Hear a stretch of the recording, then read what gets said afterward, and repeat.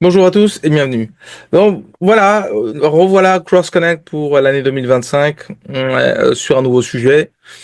Mais avant toute chose, je voulais vous souhaiter à tous une superbe année 2025, que l'année 2025 soit meilleure que 2024. 2024 a été très difficile pour chacun d'entre nous et pour ceux qui sont comme moi, qui croient en Dieu, qui ont une véritable révérence envers Dieu, ont vu à quel point, je veux dire, le voile s'est levé sur beaucoup de choses qui se passent aujourd'hui. Malgré ça, nous avons tous des projets, nous avons tous des ambitions personnelles et professionnelles. Donc, je vous souhaite à tous de pouvoir réussir vos projets, quels qu'ils soient. Je vous demande simplement que chaque projet que vous faites, faites-le avec une véritable envie, une véritable motivation, en mettant de travailler dur pour y arriver, de croire en Dieu et de marcher droit. Ok. Mais sinon, je vous souhaite à tous une superbe année 2025, que 2025 vous maintienne en santé, vous et vos proches et que toutes vos ambitions se réalisent. Ok. Donc voilà, nous revoilà pour cette nouvelle série. Bienvenue dans cette série que j'ai intitulée La corruption humaine satanique. Donc c'est un sujet qui me taraude depuis un moment, que je voulais aborder, mais que j'ai abordé de manière un petit peu connexe, sans pour autant l'aborder directement. Donc je l'ai abordé notamment avec l'argent est-il l'origine du mal. Il y avait également les racines du racisme, mais également les 5 preuves de l'existence de Dieu, ou de la création de Dieu, que j'ai pu réaliser au tout début de ma chaîne. Donc, cet aspect de corruption humaine satanique, je veux l'aborder de manière frontale, de manière aborder différents volets. Donc, c'est pour ça que c'est une exploration en 4 volets qui finalement aborde les courants obscurs qui érodent le tissu moral de notre société. On va entreprendre un voyage à travers la vision d'une prison matérielle qui nous enferme. On examinera également nous examinerons également le culte de soi qui nous aveugle. Nous confronterons les désirs charnels extrêmes qui nous dégradent. Et enfin, nous serons témoins de la transgression des limites éthiques qui nous dévisent. Okay. Donc, il y a beaucoup de choses sur les aspects éthiques et sociaux qui nous divisent. Cette série a pour objet de mettre en lumière la corruption spirituelle qui pourrait être à l'origine des luttes les plus profondes de l'humanité. Nous incitons à reconnaître et à résister aux forces qui mettent en péril notre potentiel divin. Parce qu'effectivement, nous avons tous une étincelle divine qui est au fond de nous. Parce que malgré l'ADN, qui est une définition des caractères physiques, il y a un élément qui est absolument abstrait de tout ça, qui s'appelle l'âme et l'esprit. Et donc, cet élément, effectivement, existe. Et il est d'origine divine. Donc c'est pour ça que dans la Bible ou même dans la Torah, nous voyons que nous sommes à nous sommes à l'image de Dieu, à l'image spirituelle. Euh, les signes de l'adoration de Satan sont omniprésents, un peu partout. L'église de Satan a été fondée en 1966 en Californie. On a vu l'inauguration de cette statue de Satan ou de Baphomet euh, à Détroit qui a été réalisée dans les années 90, que vous pouvez voir à l'écran. Il y a également le fait que l'industrie musicale constitue un aspect majeur des influences sataniques, en particulier à la lumière des récents événements concernant P. Diddy, mais d'autres artistes qui glorifient manifestement Satan ou qui lui sont associés, tels que Shane Lynch, Sam Smith, voire Beyoncé qui a été accusée de sorcellerie, de witchcraft. Mais l'industrie cinématographique n'échappe pas n'échappe pas à cela non plus. On voit des titres aujourd'hui tels que L'exorciste du pape ou Néfaste ou bien on a entendu les rumeurs sur Megan Fox qui consommerait du sang ou qui et ferait comme Beyoncé de l'appel à la sorcellerie. D'autre part, le, la corruption humaine n'est pas étrangère, n'est pas étrangère à cela. On voit l'Église catholique a longtemps été suspectée de pratiquer le culte des Satan en raison de l'utilisation de représentations symboliques et d'images spécifiques qui sont extrêmement choquantes. Moi-même qui ai visité le Vatican, l'imagerie qui est mise en avant au Vatican est extrêmement choquante, qui pour moi amène un questionnement beaucoup plus profond. Quelles sont les intentions ou quelle est la motivation de l'Église catholique? Donc, je vous prie bien vouloir patienter un petit instant avant qu'on rentre vraiment dans le sujet, mais vous pouvez voir mon écran maintenant. Je vais vous montrer, comme j'aime toujours faire cela, et un petit peu ce que nous allons voir ensemble durant, durant ces quatre parties. Donc il y aura naturellement la première partie que nous allons aborder dans un instant, la prison matérielle. Comment le matérialisme et le focus excessif sur l'accumulation matérielle peut capturer les individus. Nous éloignons naturellement d'une croissance spirituelle, ce qui nous aligne avec une emphase sur le matérialisme satanique. On verra dans une partie 2 le, le, le culte le culte satanique autour de l'ego, autour de la personne, l'idolâtrie, mais également le narcissisme. On pourra avoir un certain individualisme extrême et une célébration des personnalités ou des célébrités qui nous amène à une corruption morale, mais également une destitution du socle social. Dans une partie 3, nous regarderons les désirs charnels extrêmes, tels que la pornographie, la pédophilie et d'autres éléments euh, en excès qui mettent en avant que le satanisme promeut la liberté sexuelle. Mais comment cela amène-t-il à des pratiques qui soient à la fois immorales mais également dangereuses? Et dans la quatrième partie, on abordera la transgression des normes éthiques. Et finalement, on abordera comment cette corruption morale se manifeste dans dans un cadre social relativement large qui amène à des conflits, à des aspects de dominance et d'aspects de dominance d'un peuple face à un autre, mais également à des guerres ou à des génocides. Et nous essaierons naturellement d'aborder une forme de conclusion à tout cela. Donc, écoutez, je vous remercie pour le temps que vous accordez naturellement à cette chaîne et nous nous retrouvons dans un instant.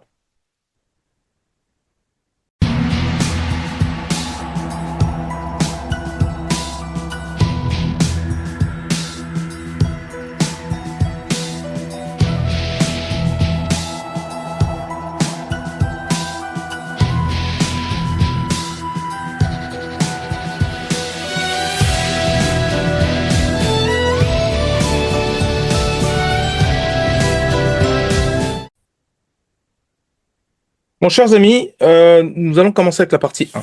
Donc, comment je pourrais commencer cette partie? Pas évident. Oh, c'est un sujet vraiment particulier, ouais, effectivement, la partie 1 nous rappelle que comment le satanisme a engendré une prison matérielle. Dans notre monde contemporain, nous nous retrouvons de plus en plus enfermés dans une prison matérielle que nous avons nous-mêmes créée en réalité. Cette prison, érigée brique par brique avec la monnaie, de la cupidité et de l'excès, est devenue une réalité inéluctable pour un grand nombre de personnes. Souvent, les gens ne se retrouvent pas dans cet environnement qui est le nôtre. La quête de la richesse a éclipsé des valeurs autrefois chéries, telles que les liens familiaux, l'honnêteté, l'humilité, la connaissance et la sagesse. Jadis considérés comme les sommets de l'accomplissement humain. C'est pour ça qu'on se tournait toujours vers les aînés, parce que les aînés avaient la connaissance, l'expérience, et qu'ils pouvaient partager avec les plus jeunes. Moi, je me rappelle plus jeune, j'avais une dame à côté de chez moi qui s'appelait Madame Rigaud, qui était une dame absolument gentille, magnifique, malgré notre différence de couleur de peau.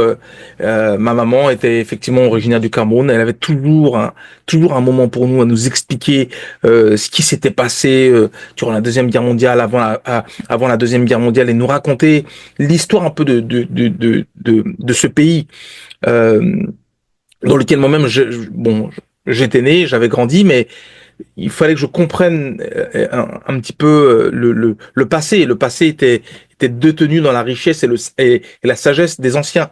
Aujourd'hui, tout cela est perdu. Effectivement, c'était, comme je le disais auparavant, jadis considéré comme les sommets de l'accomplissement humain. Tout cela a été relégué au second plan derrière le pouvoir financier. Comme si l'argent était la seule valeur palpable qui vaille un sens quelconque. Les individus d'aujourd'hui sont si absorbés par des préoccupations financières qu'ils négligent de favoriser leur épanouissement spirituel. Il n'y a plus de recherche spirituelle. Il n'y a plus de recherche de faire grandir l'esprit qui est en nous ou l'âme qui est en nous à travers soit la religion ou soit à travers une forme d'introspection qui soit valorisée et valorisable. Cette prison matérielle n'est pas une simple construction, mais un système complexe qui s'est intégré dans chaque facette de notre existence. Dès le moment où nous nous éveillons, jusqu'à la seconde où nous nous endormons, nous sommes assaillis par des messages de consumérisme et de matérialisme. Donc, nos vies professionnelles sont régies par des systèmes de paiement qui privilégient souvent le profit au détriment de la finalité. Et effectivement, dans nos travaux, dans nos occupations professionnelles, nous voyons que très souvent les choses n'ont aucun sens. Très souvent, les gens, abandonnent des perspectives personnelles qu'ils ont. Ils avaient certaines envies d'aller dans certaines carrières qu'ils n'essaient même pas d'embrasser parce qu'ils savent qu'il n'y a pas de perspective à long terme. Il n'y a pas d'argent, il n'y a pas de débouché, comme on dit. Eh ben, on voit que les gens très souvent font des métiers qu'ils n'aiment pas. Ils ont des occupations qu'ils n'aiment pas. Et les nécessités de la vie, l'alimentation, le logement, le transport, l'éducation sont désormais devenus des biens de consommation, accessibles uniquement à travers le prisme de la valeur monétaire et de ce qu'on est capable de payer finalement.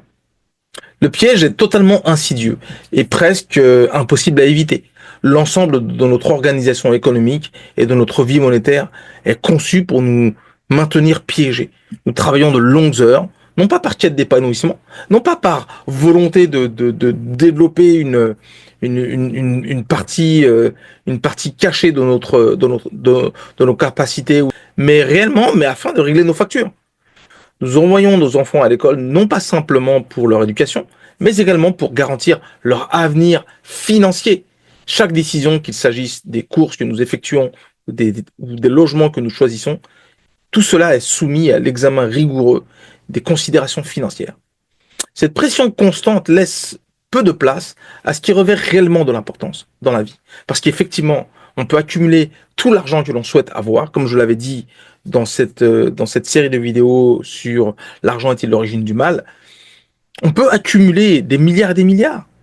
Quand nous mourrons, nous n'amenons absolument rien, même pas une chaussette ou un centime.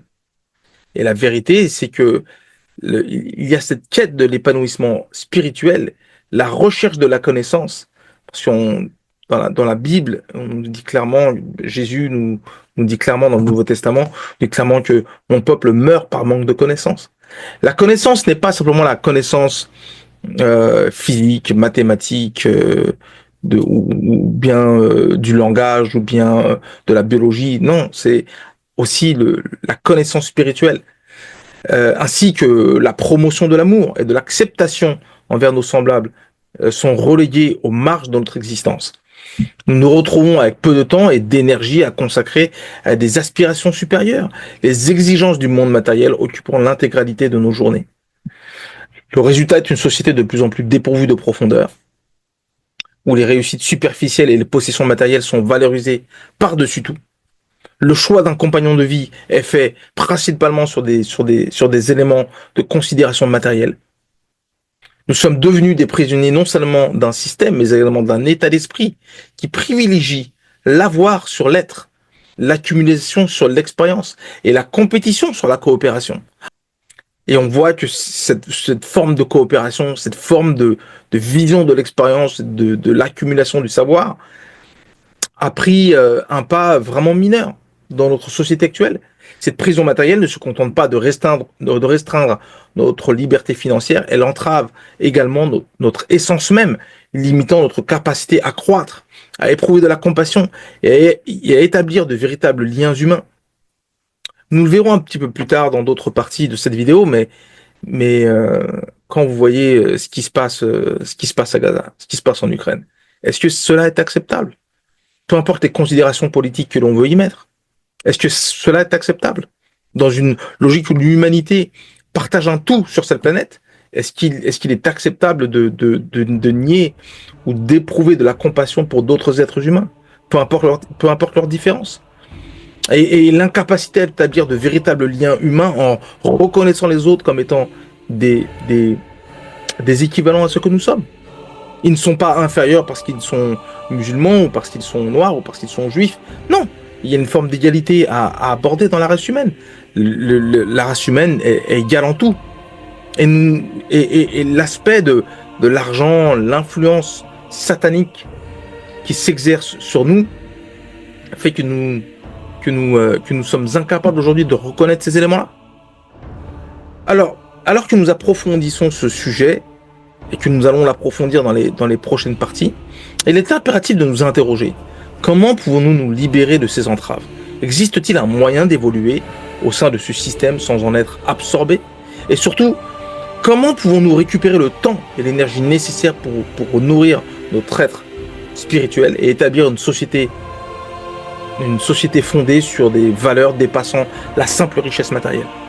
La richesse matérielle, finalement, n'est pas une tare, mais doit être jugulée ou cumulée avec une recherche spirituelle. Et cette recherche spirituelle nous amène à une richesse spirituelle, une richesse qui permet à tout un chacun de voir l'autre l'équivalent de ce qu'il est. Donc merci pour le temps que vous aurez accordé à écouter cette partie 1. Je vous retrouve donc la semaine prochaine pour la partie 2. Merci.